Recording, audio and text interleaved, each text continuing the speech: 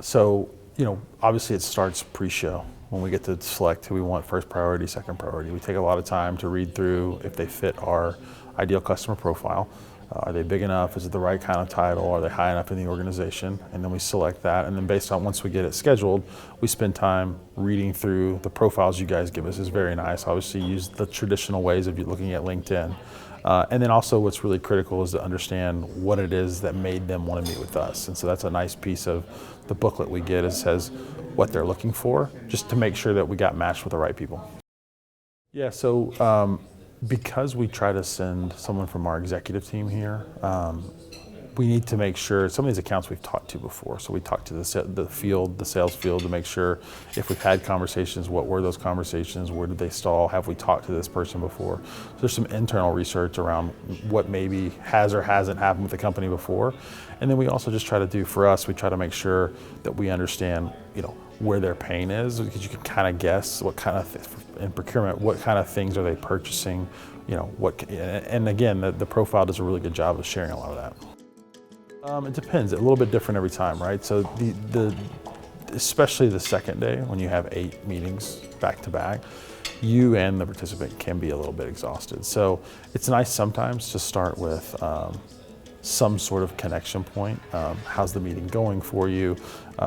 Understanding if it's their first time here, and I like to hear their feedback if it is or it isn't. And then we like to ask questions. Why did you pick us? Did you remember picking us, or did the algorithm pick us, so we can know, how interested they are, if they know anything about us.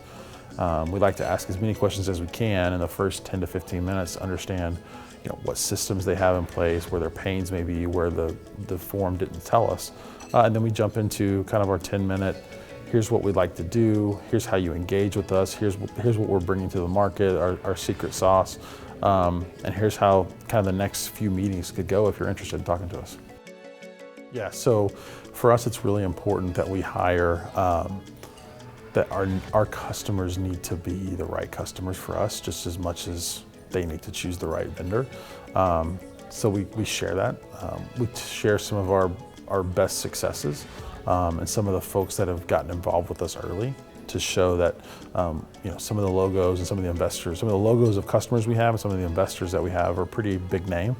And that creates a little bit of urgency and scarcity. And then obviously we let them know that we can't, we don't want to work with everybody right now. We need to make sure we're finding a partner that wants to be a partner.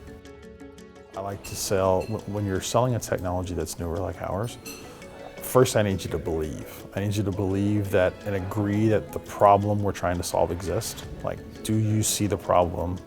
Yes or no?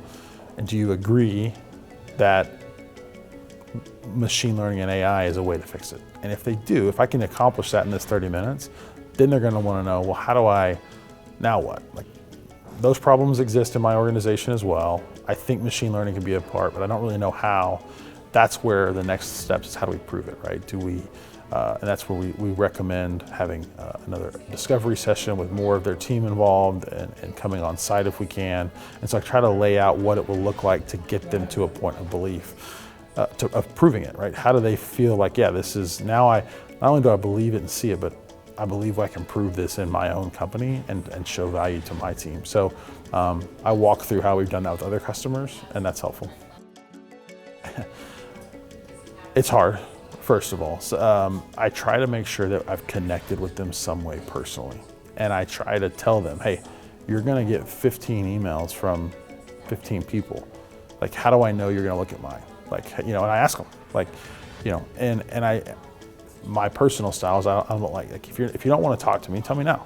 Like, we can come back in 2 years, we can try again. And I would say of the meetings we've had, for the most part, people are pretty excited, and you can tell. The ones that aren't, I write that in my notes, and I even tell myself this one may not be as hot, but let's follow up. Maybe they won't respond. I won't be shocked. So I just try to be prepared as I pass it off to my team and other people to work them. I look at the list of who's not going to be here. I reach out to them. I try to go, for example, the CPO of Toyota spoke at the first session. I know her from a previous life, but she wasn't on the meeting list. So I went to her session, approached her after the session, and I was able to schedule 30 minutes with her today to have a good conversation with her. I think it's important to hear their perspective. I mean, it's just like the data ahead of time. Anything you can do to understand their perspective before you meet with them allows you to position yourself better and understand what they're thinking about, what they care about. And in a perfect world, it lines up with what you care about.